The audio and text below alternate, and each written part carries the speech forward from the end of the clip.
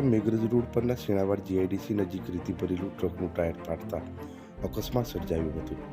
Diesel ટેન્કમાં આગ લાગતા આગે વિકરાળ સ્વરૂપ ધારણ કર્યું હતું. ટ્રકમાં આગ લાગવાની ઘટનાને લઈ મોડાસા નગરપાલિકાની ફાયર ટીમને કોલ મળતા પાલિકાની ફાયર ટીમ ઘટના સ્થળે પહોંચી પાણીનો મારો ચલાવી ભારે જહેમત બાદ આગ પર કાબુ મેળવ્યો હોવાનું ફાયર વિભાગના અધિકારીએ જણાવ્યું હતું.